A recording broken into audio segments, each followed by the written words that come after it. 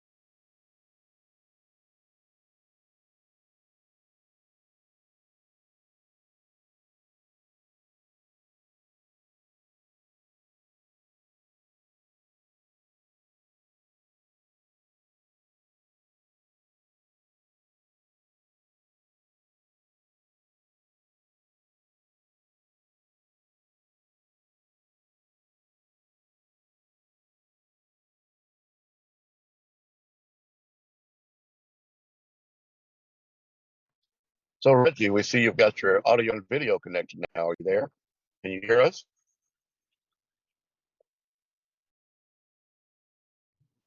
Yes, I can hear and see you. Oh, wonderful. Thanks so much for joining us. How did you find out about us, Rick? May I ask? It came to my work email address. I work with the National Park Service. Oh, wonderful. Well, we happen to be right here in the heart of Fairhaven Bay. So thank you so much for joining us. We really appreciate you. All right. Good to be here. Yes. Yeah, we've been doing this now for the last 3 days. We have another day scheduled for tomorrow. We'll give you an introduction here, but basically, if you went on the Eventbrite page, I gave you the basic background about what we're doing and why we're here. Yes, I saw that. Thank you so much. Stuart, let me know when you want to tell Reggie hello. Yeah, let's get up there. Oh, we have a ways to go. I may have put you in my pocket. All right.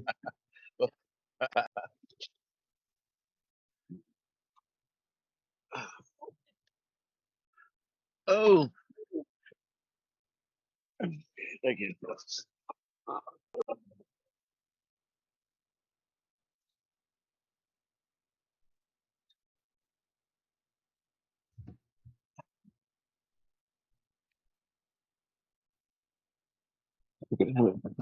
Oh, could you hand me my bag, please? I need to put it on my computer. Okay, thank you so much. All right.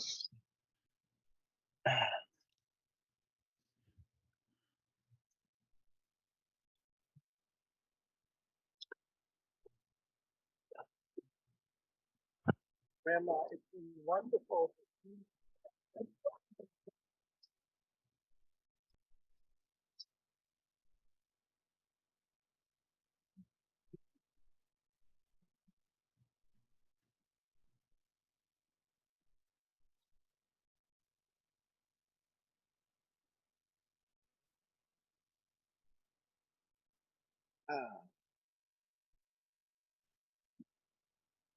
Well, this is Andrew Williams Jr. For those of you watching our Facebook feed, you know this is another Conversations with Andrew Williams Jr.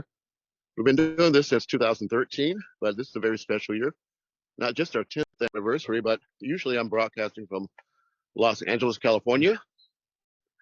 For the past several weeks, I've been here in Concord, Massachusetts, which is known as the heart of the heart of the American Revolution.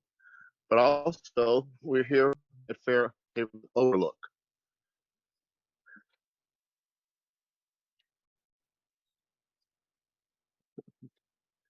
I'll read this to you. Fairhaven Overlook, a history. The place where you're standing is the site of the summer house of the donor of the land trust, Wright Woods, Helen Robinson Wright. All that remains are the tall fieldstone retaining wall that creates the overlook and the stone boathouse below. Following is the story behind these artifacts and the broader history of Helen Robinson Wright's gift, as written by her grandniece, Rachel Wheeler.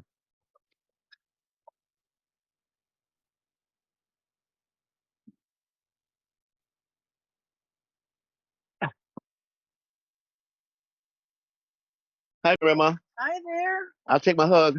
I'm going to give her. All right. Thank you so much. Love you so much. Love you so much. I was just giving him heck. Yeah. Yeah. I said I never would love. I take real good care of you. Wouldn't let you go. I would have dropped you off up there and made sure you got. I need to exercise. But yes, you need to be respected for who you are. I appreciate that. Thank you. Yeah. I appreciate that. You can't get by me without a hug. It won't happen. I love much better now. Yeah, I was just reading the history here. This is a gift of the family here with the Wrights Woods. This is where we are right now. Yeah. Yeah, for Thoreau, the area around Walden Pond and Fairhaven Hill was one of the wild tracts of Concord, a solitary and remote place of water and woodlands. It remains much the same today. situated at the heart of vast tract of conservation land, Wright Woods provides an experience of exceptional quietude and peace. Perhaps the solitude and tranquility of these woods, more than any other attribute, define what is special about them. Yeah, we do have one guest now. Reg, you want to say hello to our grandmothers? Good morning. Are you there? Yes, good morning. Good morning, good morning, good morning. Look at Yes. this. Beautiful day. We're guesting them from Ontario. They've come down as a way of reconnecting our human family. Okay. As you may or may not know, what we're doing is this called the Concord Congress, based on the idea of the Albany Congress, where the Iroquois came together with the colonists and decided to explore what a confederation would look like. That eventually resulted in what we now have today. But they left out a couple of important considerations, including the role of women. So we're here to address that during this particular, what we call the Concord Congress. Okay. Well, I may have to put you back in my pocket. I got to go up a hill. Okay. All right.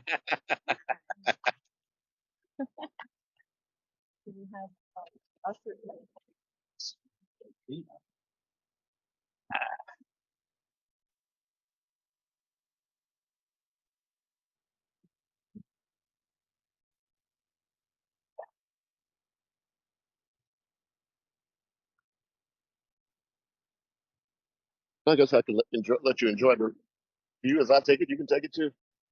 Absolutely.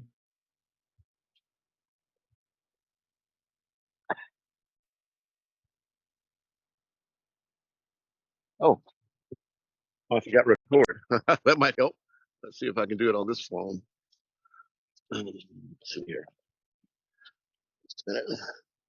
Technology is only great when it works. See if I can get it to work for me.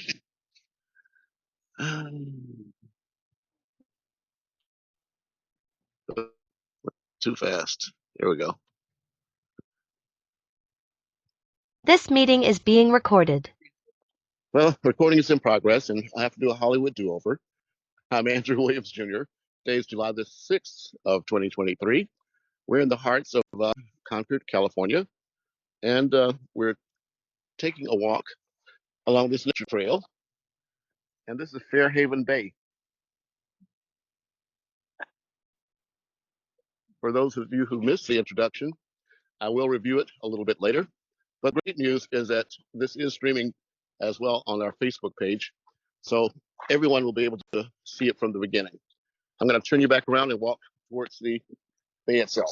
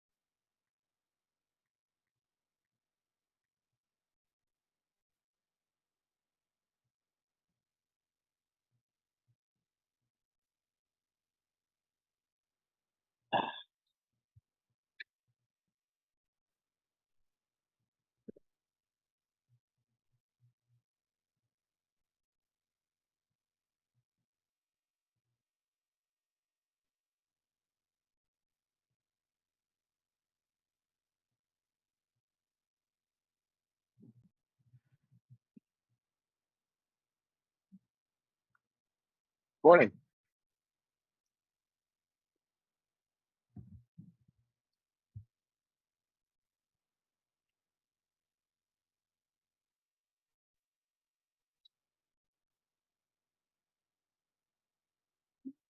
Hi there. I'm on the way. But I can only take one step at a time.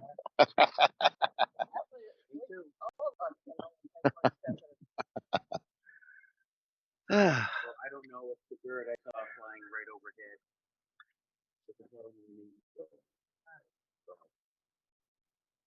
They could fly.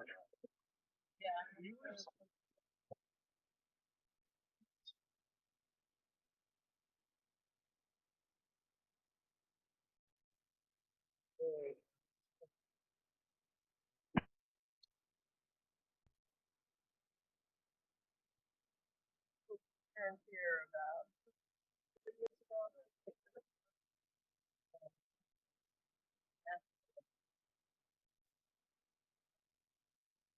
Oh, by the way, I'm streaming this for our Facebook group. Is it okay if we share them with some of the history that you guys know?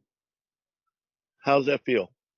I prefer not to be out there on Facebook, really. No worries. Well, Social media. we can always eliminate the video, but the information you have is so important.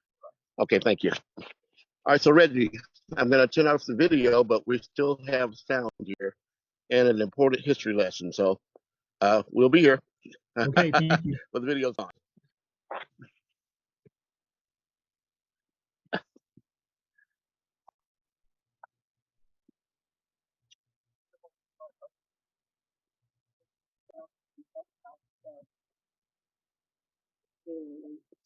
Along the edge of the bay. And trail gets gradually eroded by the action of the waves and ice and so on. And it's quite, all of the sheds in these woods are quite heavily used compared to previous structures. So the stones are to create a support for the low points in the trail and some fill to support that trail. Well, now that we don't have a video, but we do have audio. So could you tell us where we are, please? Let's wait until. Oh, okay. Grandma? Okay. Just a few more minutes. All right. No. Okay.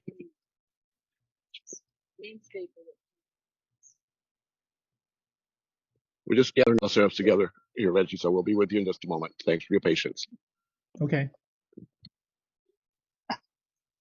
Get up and make your hand down. Nice to meet you. Where are you from? I'm actually from Macon, Georgia. Uh-huh. I just took a brief 43-year visit to Los Angeles.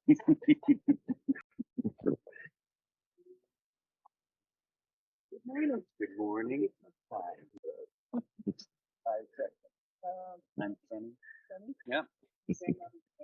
I'm Rachel. Hello. Hi, Rachel. Grandmother Renee from what nation? Cougar Nation. I'm from Six Nations, along the Grand River and Imperial. Okay. We live about 3 miles away from each other. On the same road. Yeah. Okay. He lives at one end, I live at the other end. So you've come a long way. Absolutely.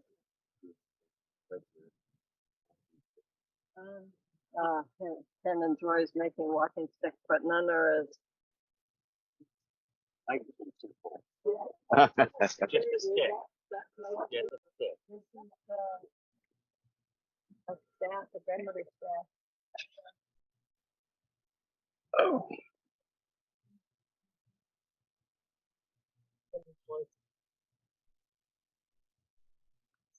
Our men. I like it. Empower men. Oh,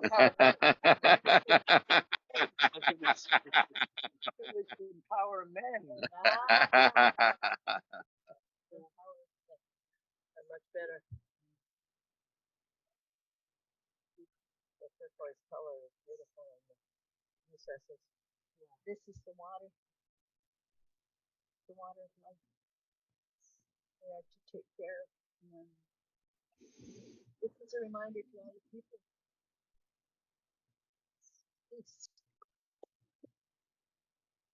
Oh, who brought up the chairs? Did Rachel bring these? They're always here. These chairs are always here, and we don't know. Really? Courtesy of people. Kind of like the fitness statue, as I understand it. Someone bought it, and no one knows how it got here, but it's here now. Yeah. I'm gonna sit. So Yes.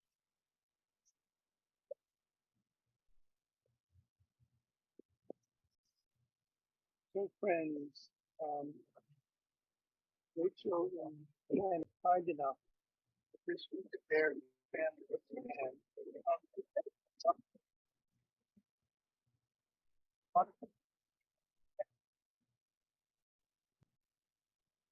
getting the gate open and so on and so forth. So we're great. Thank you so much. We're grateful. Welcome. And I just want to say a brief word. We opened the ceremony on the evening of the 3rd and then the 4th, and we'll close it today and then speak with a colleague who's been chosen by the U.S. government, not only a high-powered lawyer and accountant, but an EMT on weekends who rolls up the sleeves and helps people. But he's been chosen to address the reparations for the Native peoples. He is the person that knows him to send the money back to land and resources. And we'll be concluding this afternoon with that. Chosen by whom, Stuart? By the U.S. government. The U.S. government. So he has the outer credentials as a high-powered attorney and accountant, but he has the inner credentials. So it's sort of a providential connection.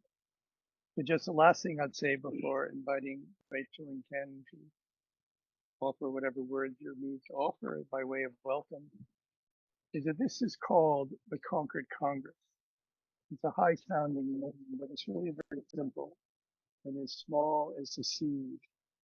And it goes back, it's called the Concord Congress because it goes back to the Albany Congress of 1754, where the colonies which were not only very different, but disparate and rather cantankerous with one another. There's no video. Sound. Yeah, so where the colonies, which were not only, as I said, different, but disparate and cantankerous, had difficulty confederating. And so Franklin and Jefferson in particular called upon the Iroquois elders and sachems to come to Albany and to counsel them. Franklin had a deep respect for the genius of the Native peoples.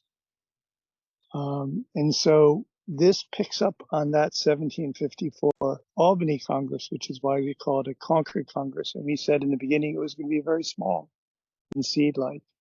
We've had wonderful participation on Zoom and in person, but small as anticipated. We live in busy times. But one of the threads we wanted to pick up was the counsel given by the Iroquois chiefs of the central role of women, which was not taken up by our founding fathers. And that is, it was the mothers, and Renee and Dale, you can say this better than I, who determined if their sons and husbands and brothers and fathers would go to war or not, whether it was a righteous war or whatever the term may be. And if the chiefs didn't listen, they were deposed because the women bore life. That was their responsibility. They bore life. So this Concord Congress, and we're very grateful that you both now are part of it for these moments, this time, picks up on that. You know, with spirit recollection, so to speak, is a fancy term. We can look back to the past with historic conscience and say, what can we learn today? And then how can we make it real? So thank you both again. And with that, Rachel, anything you care to say, and I can hold this out if you care. You're not going to be visible, but your words will be heard. About where we are, would be most welcome. So, first of all, welcome. Thank you. Let me say a few words about the geology and natural history of these woods that we're in. This area that's sometimes called Walden Woods is part of a glacial plain. It was once covered by glaciers. The glaciers dug deep kettle holes such as this one that Fairhaven Bay fills and left behind ridges and sand and gravel. And so there's a particular area of Concord and Lincoln where the surface is characterized by sand, rocks, and very thin topsoil. What grows well on this kind of land is trees. Crops do not grow well.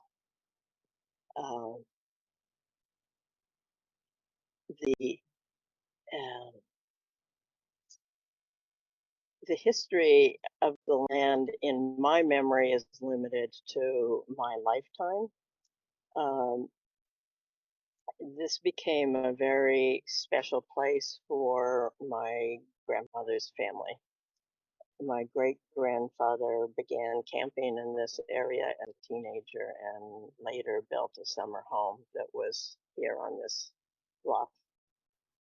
I grew up in another part of the country, but came here as a child every summer for a couple of weeks, and that was always the most precious part of the summer.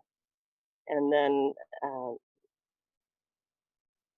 through circumstances, because I was living with my grandmother at the time that she died, I have been able to continue in the cottage that she lived in and have lived here for the past 50 years. So I've seen the land change over those years, and become more and more attuned to issues of stewardship of the land. And there are a variety of different groups that have stewardship of different parts of Walden Woods. So Walden Pond is now part of a state park with 700 acres of land. The other side of this Beaver Meadow in Lincoln, there's land that's managed by a conservation trust in Lincoln. This land is managed by the Concord Land Conservation Trust, and the Walden Woods Project also manages some land. So together it forms quite a large contiguous space, over 1,000 acres. Despite the proximity of Boston, we're only 14 or 15 miles from the city here. I think that Boston is relatively unique as cities go in having a series of pieces of conserved land in a ring around the city. Over the course of the decades, I've seen improvement in the water quality here. I've seen the return of deer and coyote and beavers, eagles, species that were not here in my childhood. And also the growth of invasive species. So a major project each year is keeping the water here free of an invasive weed called water chestnut that otherwise will choke off the surface of the river. This particular spot where we sit was the site of my great-grandfather's summer home. So the stone walls were built to support the home. There was once a tennis court, a swimming pool, and all of the cousins gathered to play together and explore the woods together. This is my husband walking. Well, he just went around. Oh, he went around. No, Okay. going for a hike. All right, never mind. And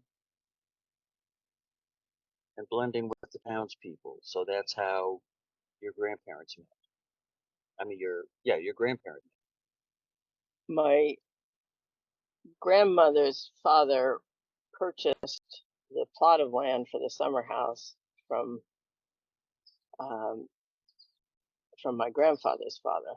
So All in the family. But Oh. then they met out here too. Caleb well, and Ruth.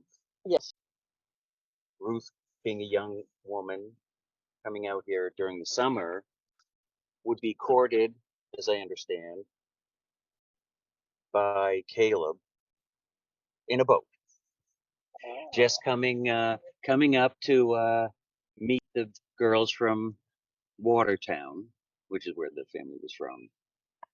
So the most charming family story about that is that Grandpa sat in the canoe playing his violin to Ruth, and her little sister went around and slammed all the windows shut. Enough of this nonsense. Enough of this nonsense, yes. So in the 1950s, my grandmother and her sisters became concerned about, with the growth of the town of Concord, what would eventually become of the land in this area. And my great aunt Helen Wright began purchasing woodlots from people who owned woodlots in the land surrounding this particular site. And then with like-minded people helped to establish the Concord Land Conservation Trust, and over her lifetime donated the land she had purchased to the Conservation Trust and bequeathed what was left at the time of her death. So if she had not done that, we would have a large mansion here with a lot of keep out signs around. So it's a very precious legacy that she left us. So she donated the land back to Mother Nature. Yes. Yes. That's a beautiful story. Yeah. Yeah. And it feels like so calm here. There's a sense of peace and a sense of you get that nature feeling that everyone's wanting to find. They leave those big cities. This is what they come to. You know, they come to be by the lake and in the forest and by the water so they can think. Yes. So they can think and so that they can be connected. And when they don't know what to, they don't know why it's so peaceful. But in reality, they have an actual ability to communicate with nature. And those seem to be cliche words, but in reality, it's true. We do have that ability to communicate with nature through how they respond to our thoughts. They can heal us. You know, they can do so much for us. So thank you for your family, to your family, for helping to create such a needed space in this time of I don't even know what to call it. In this time of take,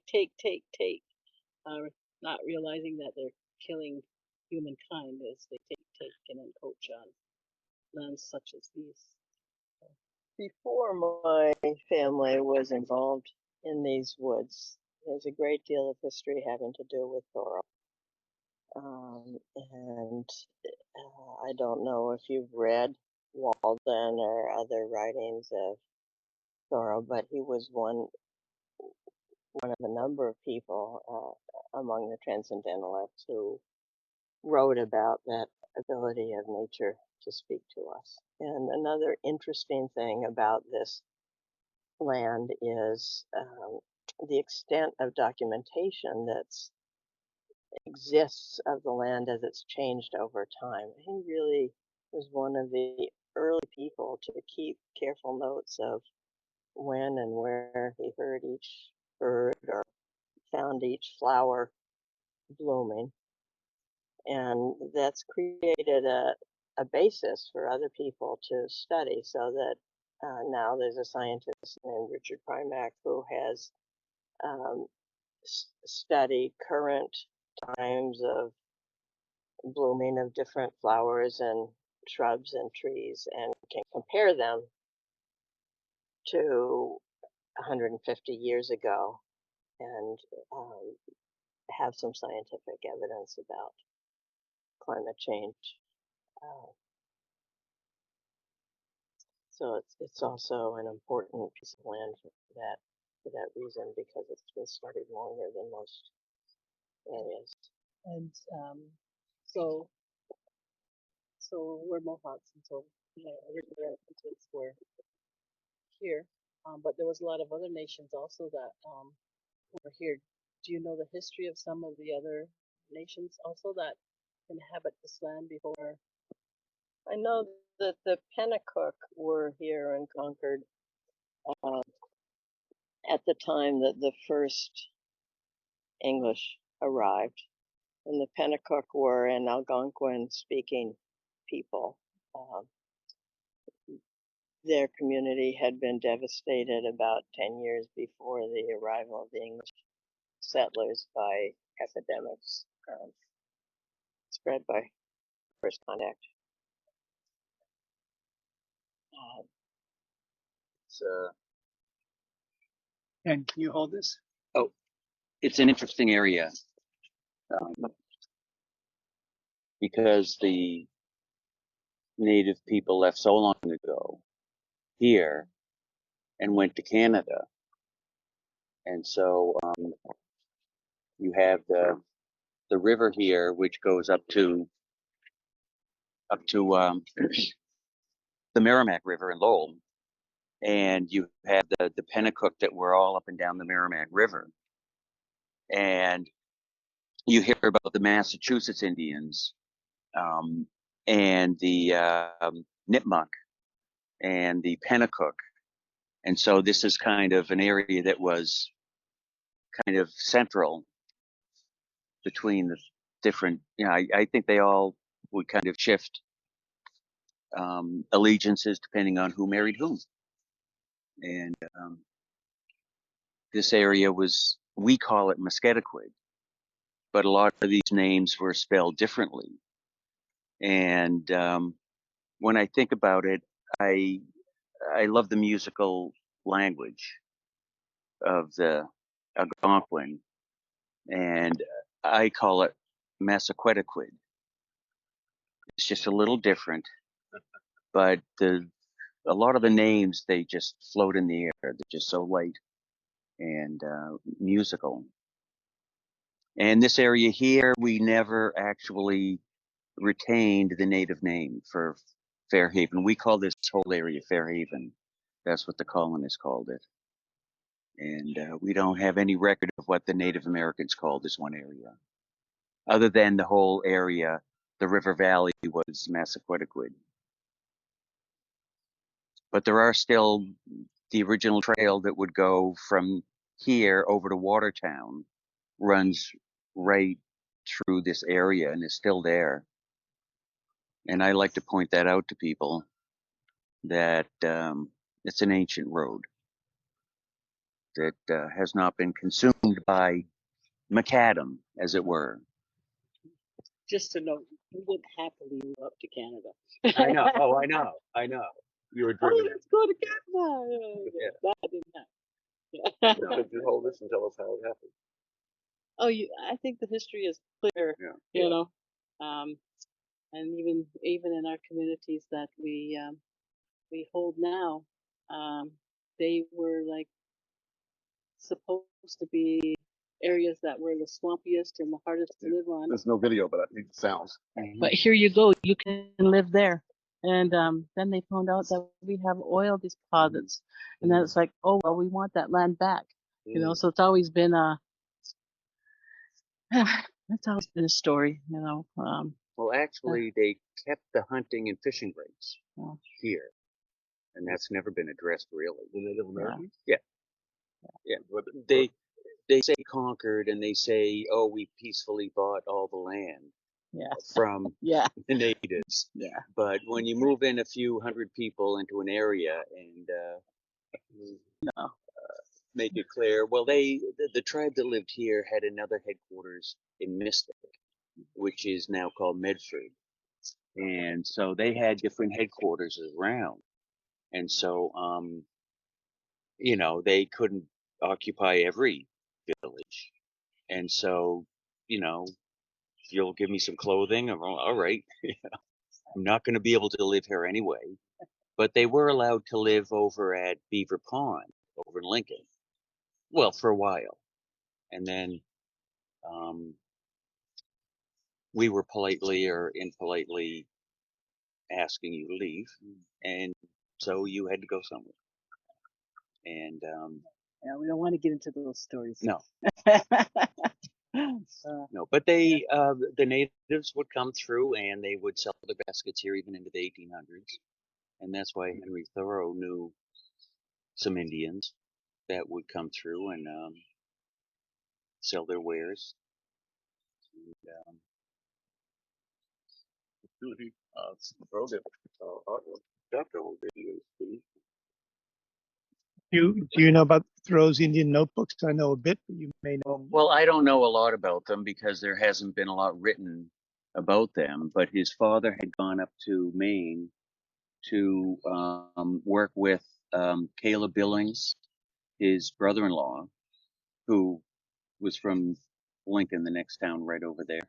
And we understand that they were trading up there with the native population for a little while. And then the father, John, came back here and then married Cynthia Dunbar and settled down here. But in going up to Maine, because part of the Billings family stayed up there, the Thatchers were in the logging industry and were, familiar with the woods. And so he started going up to Maine and liked the wilderness aspect.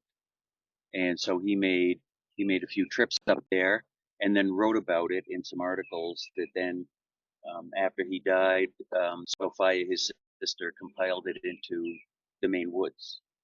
And that's what a lot of people know.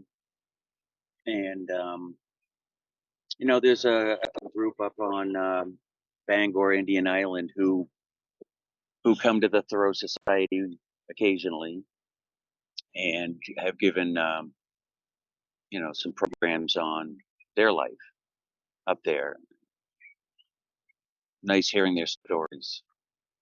Well, I've read that there are I've read that there are over 500,000 people that come to the Concord area every year. Have you noticed any kind of increase of the number of visitors, or is there a way to track the number of visitors to this area or in the woods area? You never know. One day I'm downtown and I was in the little cemetery in the center of Concord. We call it South Cemetery, and there was a young couple there, and they were just looking at the gravestones, and they were Mormons from Utah, and his family he could trace back to Concord, and they were just here for a few hours. They had something that they were doing, and they just came into town, went to the museum, and then left. And there's no way to track all the people, and every day there's probably hundreds of people.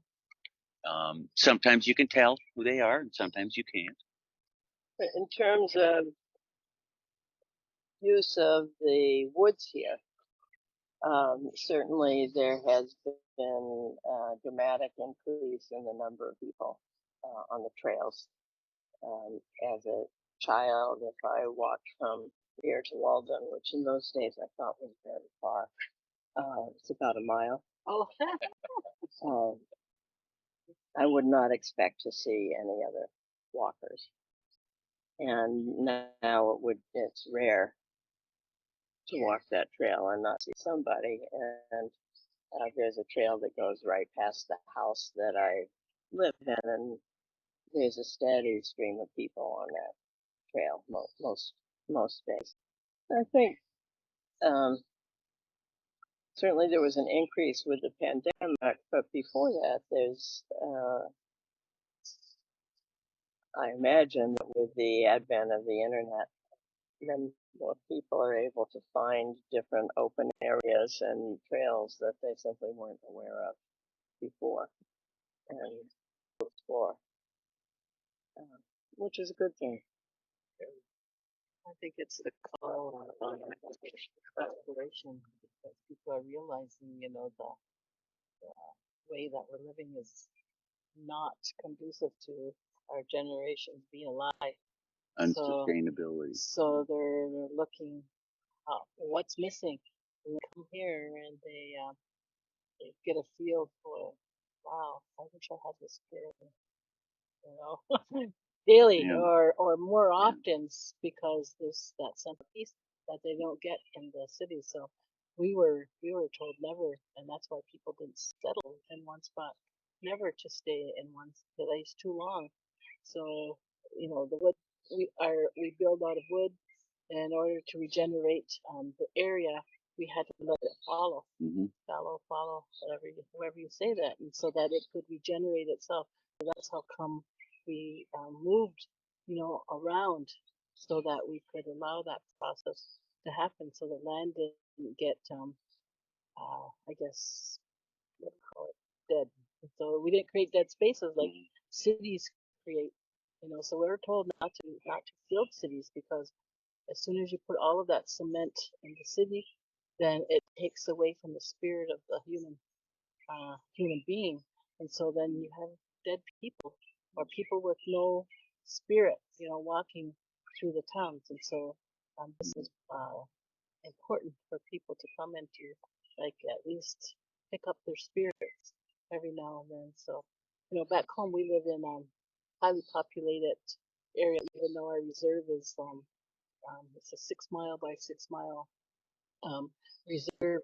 We have towns that are like all around us, and it's hard to keep the young people from, experiencing um, the peace and serenity. Although in our homes and on our lands, we find that peace there. We live right along a river, a beautiful river that is highly polluted because everything comes downstream from the bigger towns, and they weren't careful about what they put into it. So, and then we have dams, too many dams on the river, and so that causes stagnation of the river, and the river can't breathe.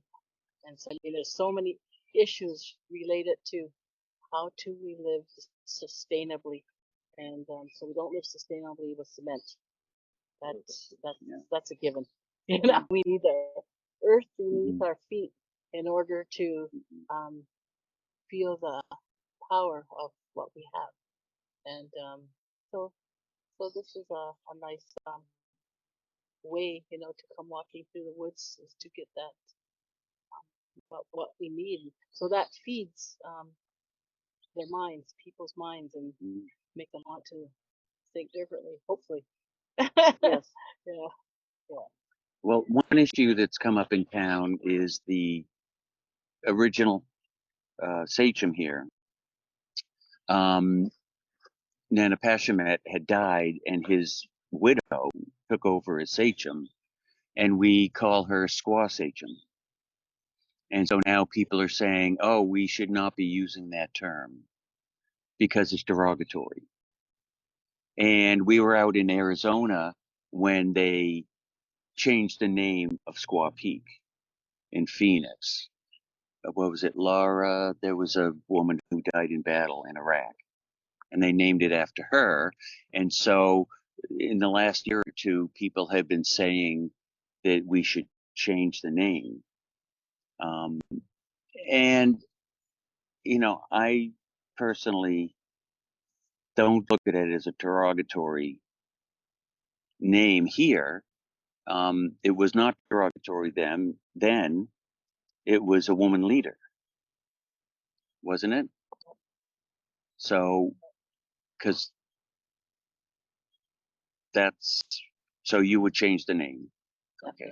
Definitely. Yeah. Yeah. Yeah, it's a very negative name.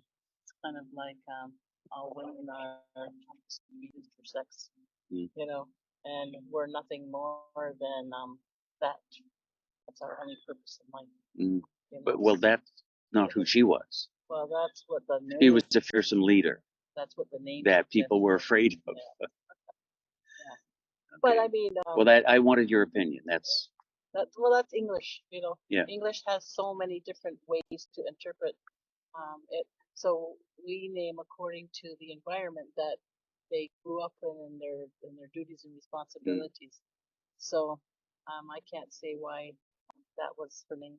I can't say anything because I don't know the whole story between as to what and if she would call herself that. So I don't know if it was name given to her after she wasn't here anymore, or whether that was her name, living name.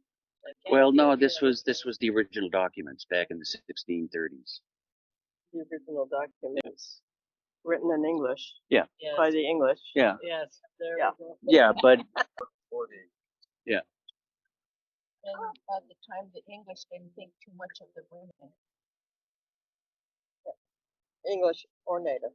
Yeah, yeah, yeah. So a name change would be suitable.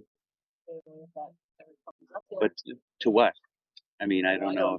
As someone in This this area, the Mhm. language that, because they have to speak the language of the language, it would be a beautiful name. Mhm. They named her that because she probably was too strong for the men. They wanted to lower her, bring her down, Mhm. and not let people honor her. So they give her that name Mhm. to degrade her, because she had that power. It wasn't to honor her; it was to bring her down. Mhm. We went to Salem, and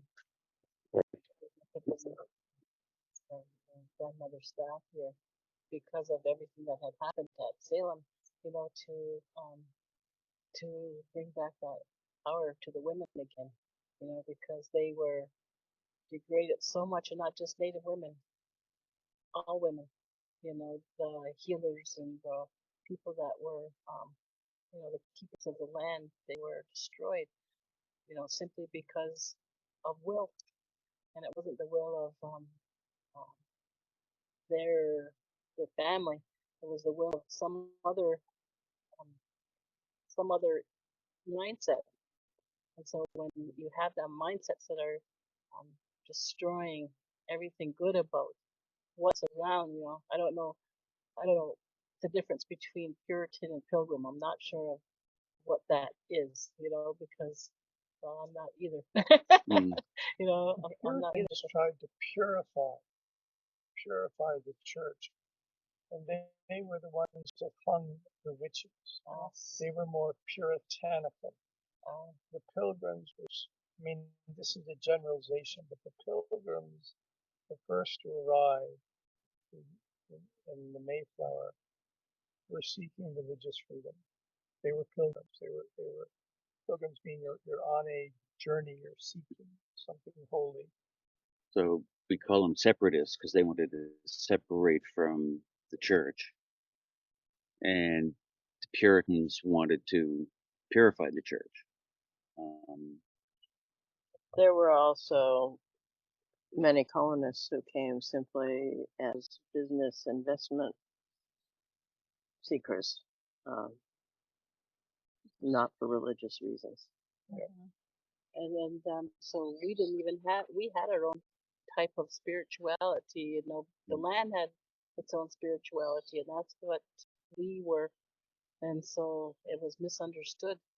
And the ancestors of the land are still um, in that pure form and trying to like speak through. So a lot of times people get visions and they're not allowed to talk about them because oh, maybe that's from this devil, you know. Mm. And that's again Yeah. part of well, so you know the word religion has a lot of different contexts to us, you know. So we have a totally different form of spirituality that we encounter, you know, all of these different types of religion that try to, I guess, demean our natural law. But in reality, that doesn't happen. It can't happen because natural law is natural law, and we see it. Earthquakes are getting stronger, the winds are getting stronger, the waters are rising. Everything's happening because of natural law. So if we work with the natural law, then we're replanting, we're rebuilding, we're living according to um, a, a a plan. But when we go against that and we build our cities and we do all of these things, then we're dismissing that natural law, thinking that there's something better. But in reality, when things go wild, things go wild. Like even coming down here, we were coming through and we ran across a place and there was a house getting pushed into the river because of those rivers were swelling. And so why would you build in a place where that's possible?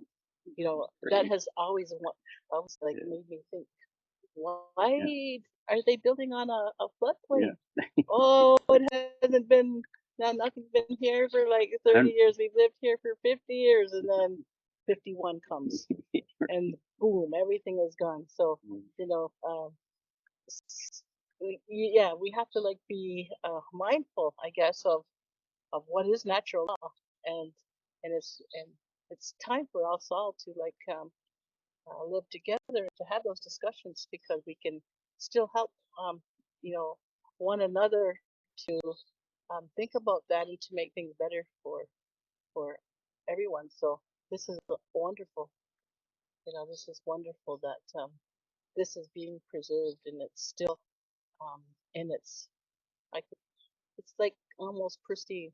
I can tell that some of the trees aren't like extremely old, but they're certainly in a place where they're like feeding that that essence of healing, you know. So it's kind of like a sometimes a hard conversation to have, and because our discussion is usually on, let's see what we can do to improve the environment. The past has happened. We have to learn from the past, but we have to move forward. We have to kind of take a look at what do we do to preserve and to enhance what it is that we're trying to achieve, and that's our 7 generations coming. If we haven't got anything left for our 7 generations coming, then life might as well end now. You know? So we always have to look forward and make sure that there's a flow, so that when they come, and because we're all parents and grandparents, and we can understand the feeling, you know, of that need to make sure that our generations to come are taken care of. So Is 7 generations a particular it's like, traditional number? yes, Not 10, not 5. no, 7. It was kind of like 7. That's what we use, because we have to look 7 generations ahead. So as an example, um, some of our elders tell us that we're back now because 500 years ago we stood by the ocean, and we look ahead to what we can do, what needs to change, how can we make sure that our generations still continue. So we're back again with that same concept. What do we do? So what we do is we connect and we talk and we discuss, but more importantly, we take action to improve things the way they are. So I liked it when you said you've seen an improvement in the water since you've been here, you know, because I remember, I don't know if you've ever been to Niagara Falls and know where it is, but as a child, we went across that border like often, and there was always green slimy stuff coming into the river. And you know, from a child's mind, I would thought that can't be good. Then we would see all that pulpy stuff in the water, and we could drink the water, and then one day we couldn't. You know, it was like the water got too polluted.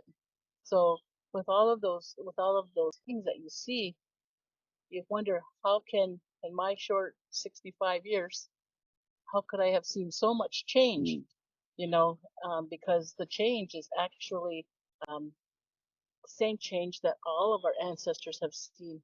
And so in Europe, think about 2,000 years ago, or even 1,000 years ago, with those crusades going through, destroying the land, and you know the colonizers coming and wreaking havoc on the land and the earth and the air, and so then bringing that to this land. But it's happened to every single land. So now it's time for all of our lands to begin that healing process. Because if we don't, then you know, some say that, well, Earth could be gone, and that they're preparing another Earth somewhere for us, somewhere else. You know. The way when I heard about the 7 generations, I thought, okay, you get grandparents, there's 3 generations, and so then another 3 generations, and then plus 1. So it's a little beyond what you can think of Yes. my grandparents' grandparents, or you Yes. can think of my grandchildren's grandchildren, Yeah. but it's one more. Yes. It's beyond that. So Yeah. like I can go back 8 generations to like when my grandfather's or my grandmother, I knew where she lived, so I can go back that far. So we can go through our family tree, and we can get back, that many generations. So that was, I think, the late 1700s.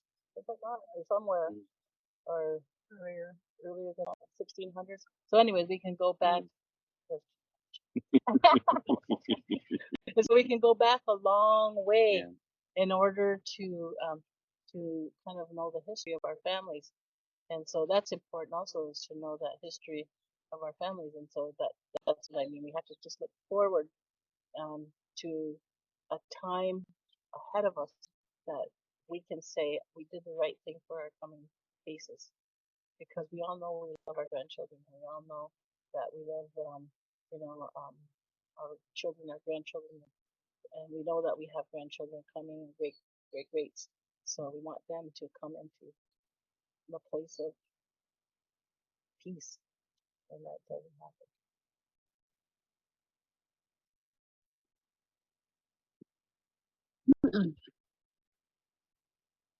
happen. Where is your sewage plants?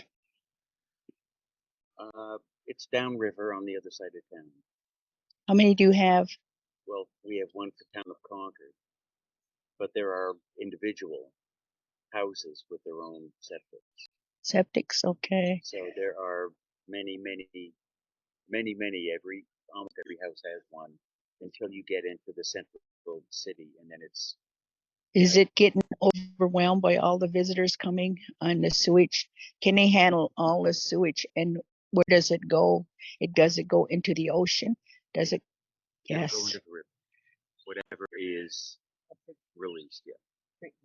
An overflow of sewage is what is happening all over Canada and Ontario, because so many people are taking away all these things. And even in our area, just like she had mentioned, the river was clear. Then all of a sudden, we see raw sewage coming down. And so I'm very concerned, and I think that's why I'm here, is I've been hearing how beautiful everything is and how the people are here, but are they considering the water? And if it's going into the ocean, that's harming all our, disrupting creation. And no wonder the universe is kind of saying, wow, we need to start changing.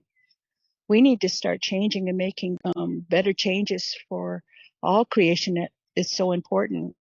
When I heard 7 generations, the 7 generations thought of, we're going to use the land to get rid of a lot of things. And your garbage, your landfills, how many do you have?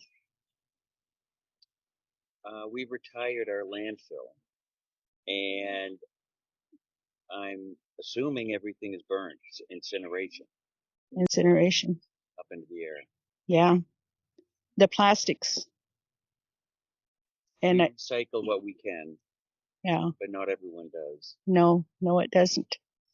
And a lot of it goes into the ocean. So I'm just asking, in order for us to think of 7 generations, what are we doing? What actions are we doing now to ensure peace? Because if we don't bring peace to the land, how are we to survive? Because we're destroying our life sources. So how are we going to have peace? Already our minds are troubled because of the water that we drink. There's so much. They say they cannot refine all these drugs that they put in the toilet, and it affects us. All this chemicals they spray on the land, what is happening to it, it's coming into our waters. No wonder our children are feeling in limbo. We need to think about these things, and this is what I came to see. I came more to see how are you taking care of the waste, because we need to. Our men came first to bring that warning, and one of our elders, Oren Lyons, way back in the 80s and 90s and 2000, our people have been asked to come and speak, but nobody's listening. Nobody's listening. And I hope our journey here, because it's the grandmothers that had to come and put our hands on our hip and say, enough, enough. Because we care for your children. We care for all the children. We care for the animals. We care for everything that is here. And we want this to come to your hearts. What are you doing to make a better? You're creating things that is creating more garbage, creating more chemicals to counteract when everything was in balance. You need to understand that the Creator had a bigger plan, but we're not listening. We want to man control, and it's sad. I had to listen to the birds when I came in. I listened to nature. They talk to me, and they tell me you need to address the water. And I've been watching the water and the land, and that's why we have to make this trip to the ocean, because we also have to do ceremonies. This is the most important thing that we come here, is to go to the ocean, because the people, there's so much garbage in the ocean. That's where it all ends up. Yes. One of our current issues in Concord has to do with preservation of the air and the soundscape. And there is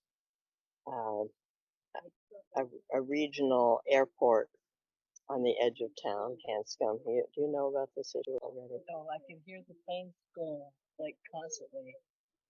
So there is an Air Force base, but the majority of flights that come in and out are private, and there's been a marked increase in the use of private jets. And I was over near the airport a week or two ago, and we timed the interval between different planes coming in. Every 2 to 3 minutes, there was another airplane.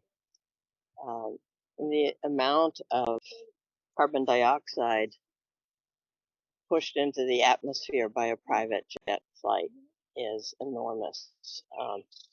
And Massport wants to fund a massive expansion of the number of hangars for private jets available at Hanscom, because there is a demand for it.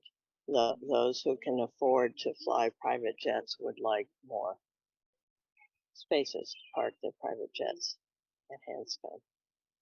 We need to move to an understanding that just because we might want something, a bigger house, a bigger airport, a bigger car, it doesn't mean we should have it.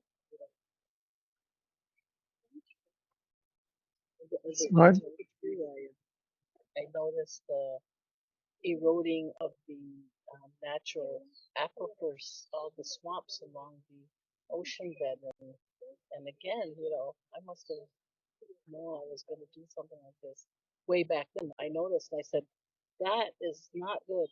Why are they taking the filtering system? So that means there's going to be an imbalance again. And how is all of that waste and everything that's happening, contamination, how is it processed? What happens then when you take away the kind of like the natural septic beds of the lands, and then and for what? For a yacht?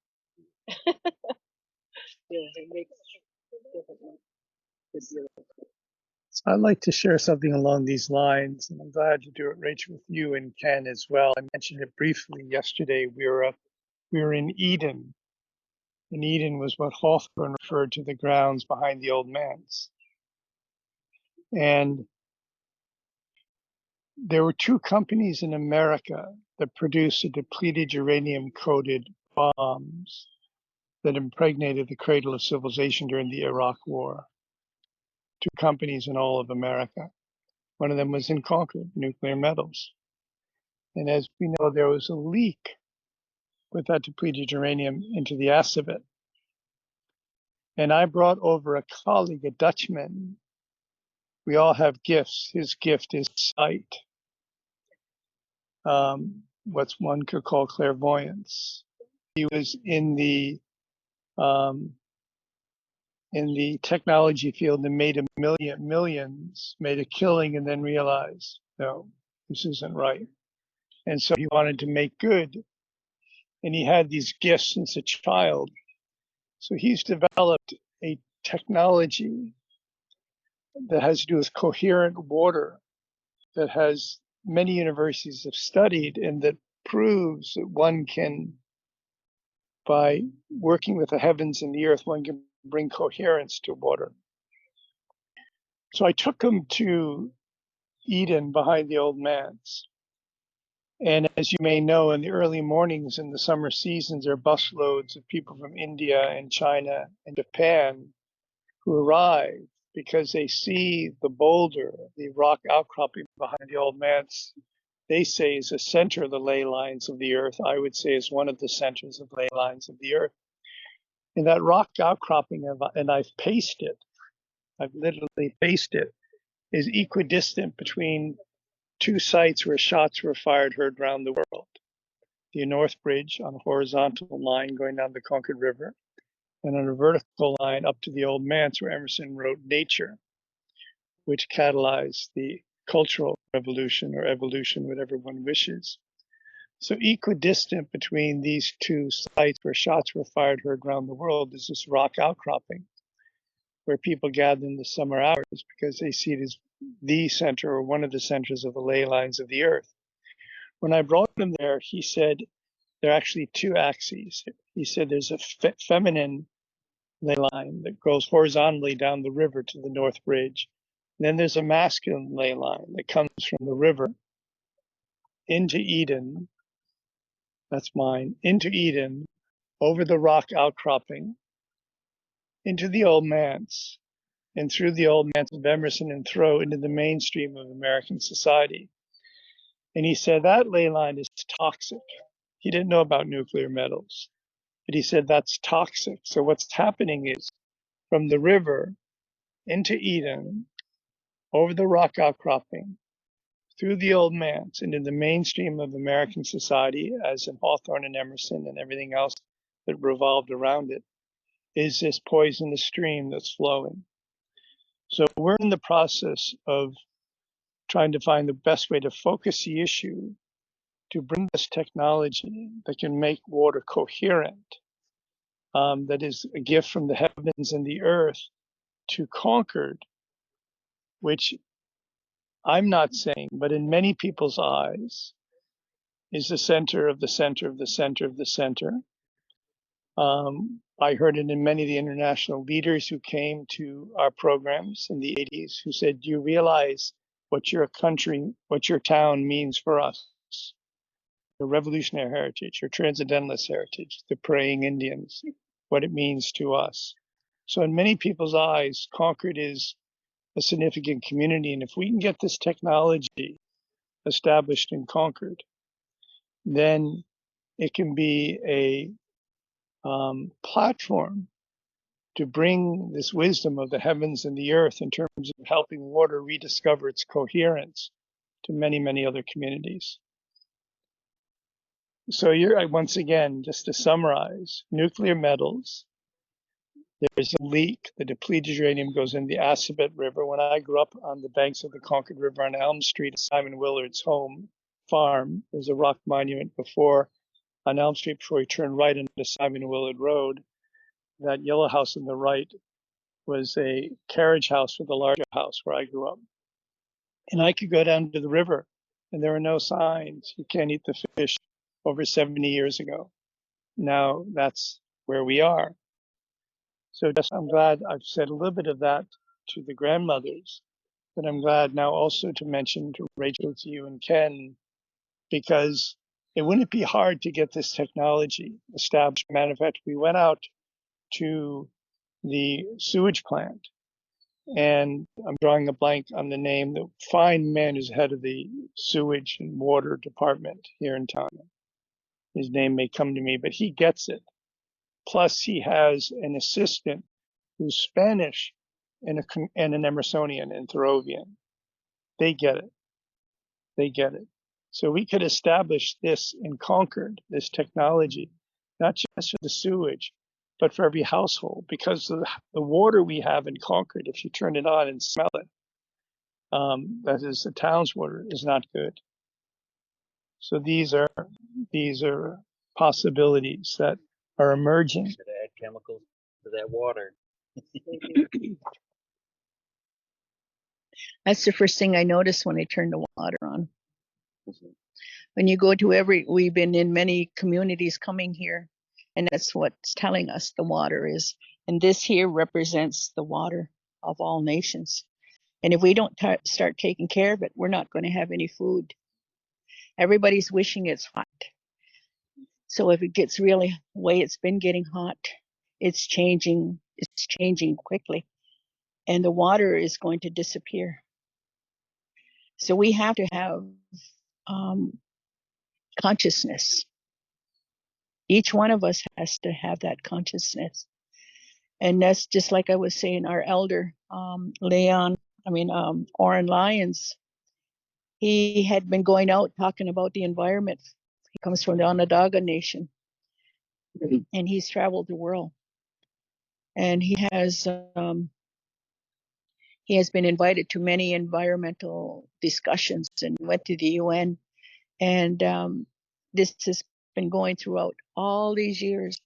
And about 2014 or 17, he said in that group where he was doing a lecture, and he says, "So what is your prophecy?"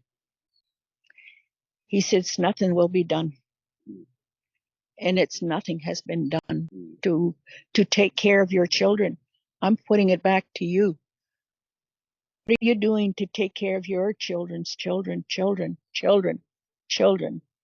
What are you doing to make sure that they have trees?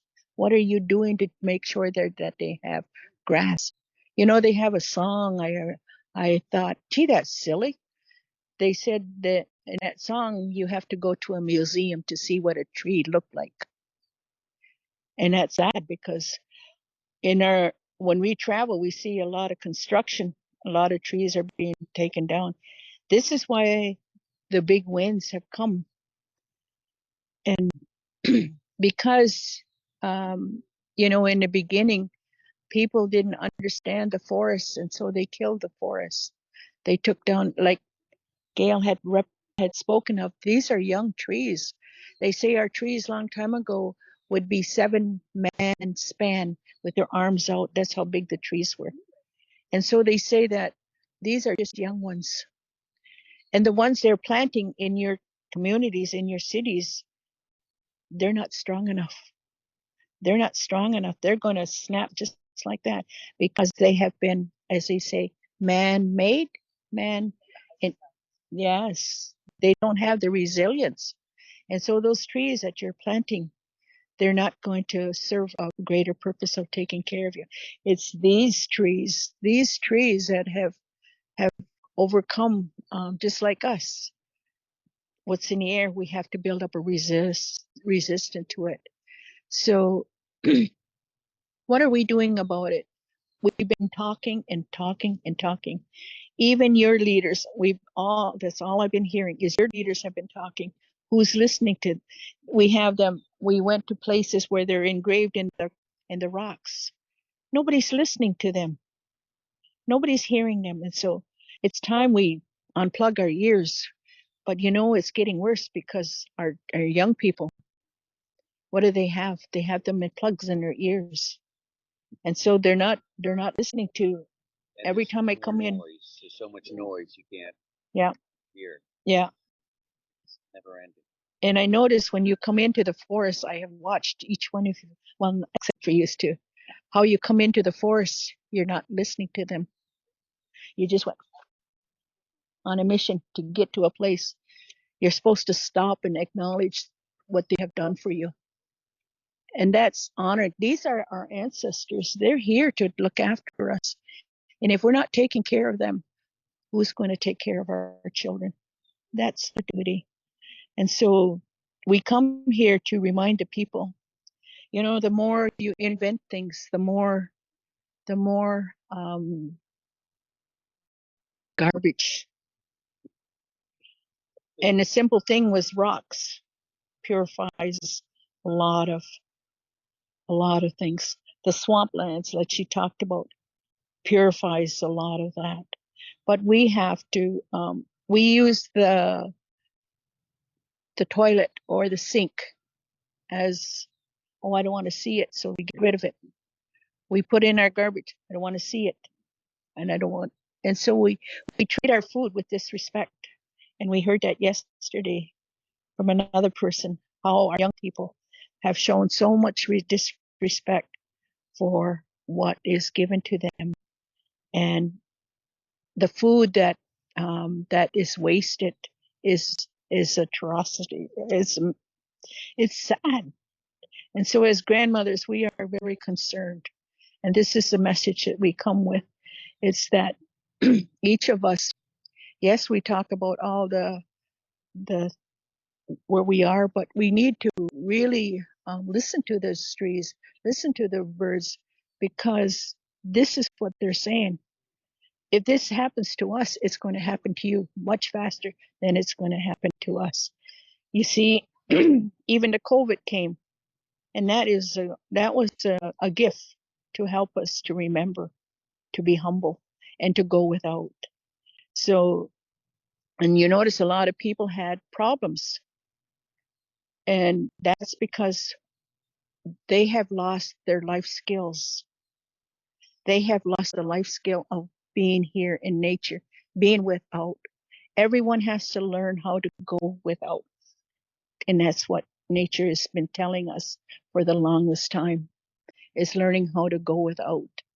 We don't need all these things that they have, Walmart has, or all these stores have. Yeah. We don't need all those. And Christmas, we're not teaching our children. All your ceremonies, Easter, it becomes more of a marketing, more of merchandise and giving to our children instead of knowing the true meaning of Easter and all these, and celebrating of Thanksgiving. We should use every day as being thankful. Every day. That's the way our people, we are groomed, we are taught to be thankful every day. And so this is what I'm hearing from my staff. This is a reminder. We all need to renew our relationships with the land, the air, and the water. And in the forest, there is no lies, there is no deceit. And in the forest, there is security, there is peace. They look after us. They don't take from us. They give to us. And that's why they are needed, because they are the true models of how to be a good human being. The trees stand, and they always are giving back to us. And so I am so grateful for this time to been visiting these different elders, the forest. I've been so grateful to hear their voices and to notice that each forest we have come to, the first thing is I watch the water, look at the water, I look at the trees, and I look at the cities that we travel through, the sewage, the garbage, what is happening, and go by the stores and see all these things and see how people have forgotten how to be a good human being. Nature needs to remind us. And so we're going to have big winds. We're going to have big floods. So get ready, because we need to learn these lessons, how to appreciate. And we're going to have to go without, because we have abused everything that we have taken for granted. And that's why COVID came, was to teach us how to take care of what we have and think about our future generations. And so I say thank you for this opportunity. And with much love, I hope in your hearts you have heard, because we've been telling this story for eons, ever since the first arrival of the visitors, is to take care of the land, the air, and the water. And that's our treaties. It's our treaties, meaning you, us, that we are to take care of the land, the air, and the water. Thank you, Grandmother Renee. And I'm moved to say something in response as a compliment that I don't think can be but misunderstood. And it has to do with the calling of the white race. It has to do with the true white brother. It has to do, Gail, with your words that war has a purpose. It has to do with a talk I was invited to give in Tuskegee, Alabama, which is the heart and soul of the Black South, where I was made an honorary citizen by its mayor. And I was invited to speak in a church, and I was the only white person. It's a large church, and everybody else was black. And I said, friends, words that can only be misunderstood by most people. But I am something of the fool who enters where angels dare not tread.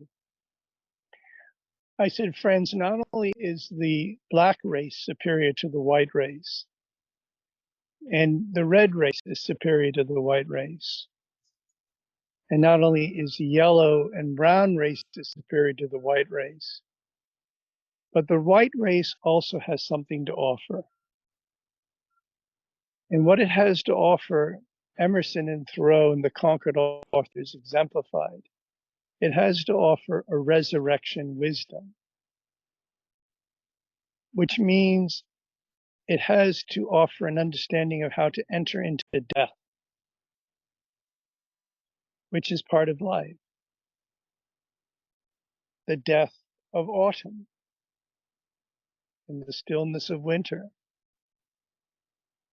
That the white race has a task, a sacrificial task, and I don't think many people can understand this, which I respect, that has to do with leading us into death. But if that isn't understood and if we're all alone, there will not be resurrection. There will not be spring. So the white race needs to work with all the other races closely, intimately. We need to work together out of our respective geniuses. Rachel is a doctor. I don't need to tell her this, that modern medicine has become very quantitative and reductionistic. Some say iatrogenic illnesses, which are illnesses that are caused by the treatment itself, have all but surpassed heart disease and cancer as the number one cause of death. Any conscionable person in modern medicine who sees it has been taken over by business, a business model, understands that the goal of business is to make a killing, not a living, but to make a killing. And so those who are drawn into the profession of healing as white people in this country have this tremendous challenge, and it's throughout our society. So one can be disturbed about it, which we should be disturbed about it and upset about it. But I think we can also look at it more deeply. And that is the white race has a task of leading us into death so we can discover resurrection. But if we don't have beside us our red and black and yellow and brown brothers and sisters, we're going to do what Einstein did when he said that his greatest regret was that he called for the dropping of the atom bomb. If Einstein had had a Native American brother or sister, an African American and Latin American, and Asian American saying, Albert, are you in your right mind? If they'd had that kind of community, which is what we've tried to begin to build over this weekend, then we wouldn't be extreme. The white race wouldn't be extreme. And so I want to end with the Rosicrucian words, and Rosicrucianism is a rose cross.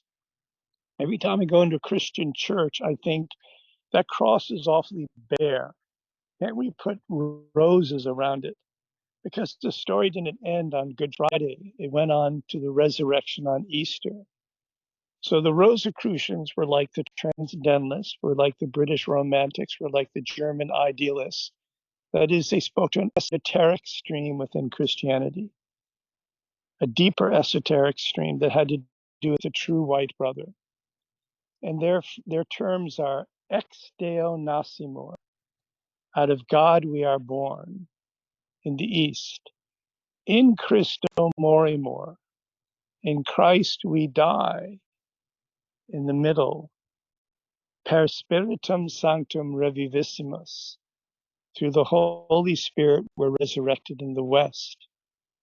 We have to find new life, but you don't jump from summer to spring. You got to go through autumn into the death process in winter. So I don't expect necessarily this can be readily understood. I want to pass the phone to my brother Andrew. But we have to find the right relationship to death. And it was interesting with my mother's children. She loved to garden, to bring forth new life in the spring. And I love to go into the woods in the autumn and collect the fallen branches and the limbs and to lead life into death. And that's something archetypal about the midwife and the male priest who does the last oiling. The midwife brings forth new life, the woman, and the priest leads that life over into death. There's something archetypal about the male and the female, I believe, in this respect. So I offer that simply into this mix because we are among us three races and we represent much of the world in our races. And so we're here for all those of whom we are a part. Well, thank you, Stuart Sinclair Weeks. Thank you all for joining us. Well, my own thoughts are, well, I guess I can show myself here. My own thoughts here are grounded in the birds that I hear and even in the crickets that are somewhere around here too. But for me, I may have mentioned to you, I'm here and I'm here on the East Coast again, here in Concord, Massachusetts. I'm originally from Macon, Georgia. The last 43-year detour in Los Angeles has put me in a place where there's only concrete, not ground, not earth, not trees, so much as here. So for me, I feel the earth beneath my feet. I can feel that grounding in my soul. And I haven't experienced that literally for decades. So this is very important for me to be here during this time. And I really just am amazed at the conservation efforts on behalf of your family and others like it have provided this not just me, but anyone on earth. Just come and visit and walk into the reality, the real world. So those are my thoughts here in Claire Weeks. Can you see if there's anybody with us and invite them to offer their thoughts? I think Bernice, Queen Mother Bernice, who's going to be with us and others. Well, Reggie, if you're there, are you able to hear us, Reggie? Yes, very inspirational. Some things that that I've been aware of. You just sometimes feel that, are the people that can truly make the change listening in our governments around the world. But it's very inspirational to hear the stories as well as the insights on how we should proceed and move forward. So really glad I was able to sign on today.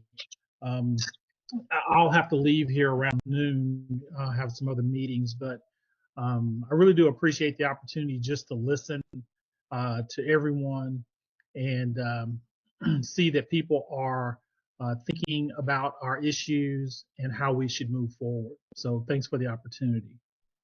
Now, you're with the National Park Service? Yes, I Well, am. Reggie, first of all, thank you very much for your words. But I'm going to give it back to Andrew. And yes, so we'd love to hear a little bit about you. And then, Andrew, if you could see if others are there as well. No, Reggie's been the only one joining us this entire time. But I just wanted to ask you if you could share us a little bit about, if you choose, in general, the National Park Service. I'm, as I said, again, here in here in Massachusetts, but in Los Angeles, we're very much involved with the National Park Service there, and you have footprints all over the world, so, or at least all over the United States. Can you tell us a little bit about what your office does, Reggie?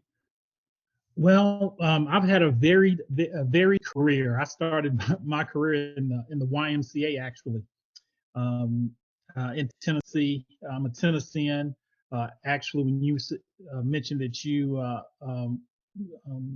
lived in Macon, Georgia, I'm actually in Grayson, Georgia, here right outside of Atlanta. So I grew up on a farm. My grandfather was a farmer, and me and my brother spent our summers on the farm doing various things. He didn't drive a car, so conservation for him was using a pair of mules to plow his fields, to use natural fertilizers by turning over the soil with the residue from the corn that we took out of the fields. And that's a lifestyle that we really appreciated. He did not have running water, so we had to draw water from a well to bring it for baths and food to eat, to prepare meals. And so I've always been really close to the land. And in the National Park Service, I've worked at Rocky Mountain National Park as a law enforcement ranger many years ago, protecting what's been set aside for future generations. I also worked at George Washington Carver National Monument in Missouri. And we know that, Dr. Carver saved the agricultural South by bringing peanuts to help revitalize the soil from how the generations were growing cotton, and how cotton takes the nutrients out of the soils. And then I moved to Cincinnati, Ohio, and worked at William Howard Taft National Historical Site, and learned about William Howard Taft and the things that he did as a president and a Supreme Court justice, which changed how laws in the Supreme Court worked. And then I came to Atlanta to work at Martin Luther King Jr. National Historical Park. And so my varied career has taken me across the United States. But there's a common theme with the National Park Service, as you know, is that we're protecting our history and our lands for future generations. I think sometimes, even as a federal employee, we sometimes make mistakes around how we protect those things, but I think that we try to correct that as quickly as possible. And so groups like yours and folks that are interested are who we need to be partnering with to ensure that we protect our lands and our history for our future generations. So that's just a little bit about me. Great, thank you. Well, Stuart, I'm going to let him know about the Center for American Studies and what he does.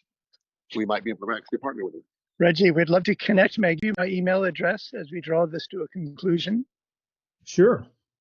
So my email address is Stuart, Stuart, B as in boy, weeks, Weeks, as in days and weeks, at gmail.com.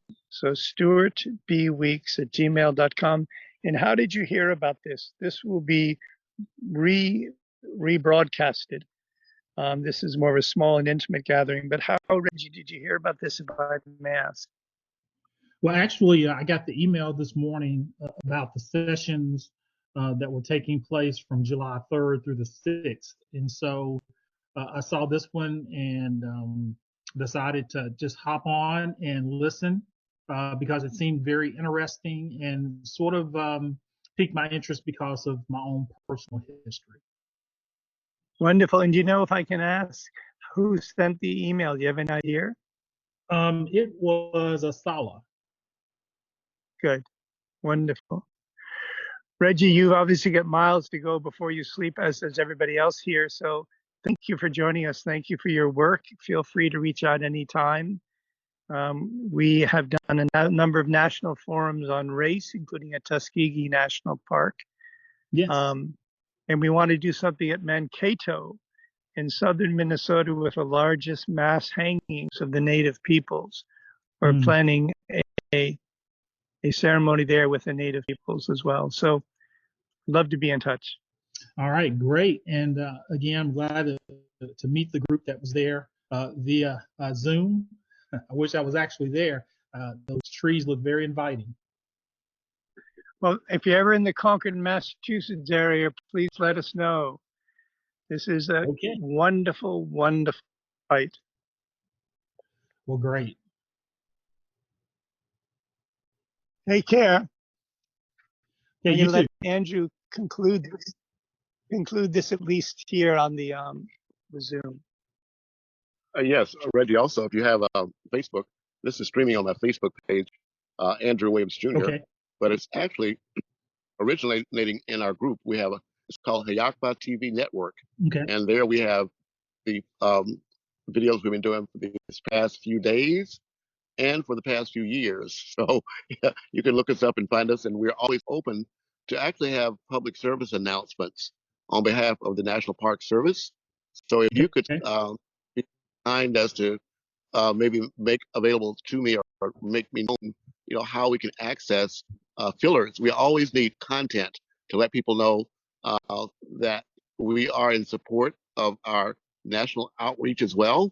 So feel free to let me know how I can best promote what your organization does. Okay. And I just sent my email address as well in the chat area here. Perfect. Excellent. Oh, Okay. all right. Well, with that, we're going to wrap it up here. Okay. Well, you all enjoy the rest of the Going to day. step on to the next part of our. All right. Have a wonderful day. Thank you so much. Okay. And thanks everyone for joining us. Okay. Bye. Okay. So, Stu, turn this back over to our, let's see here. Yeah. I'm going to turn it back over to our ongoing. Yeah.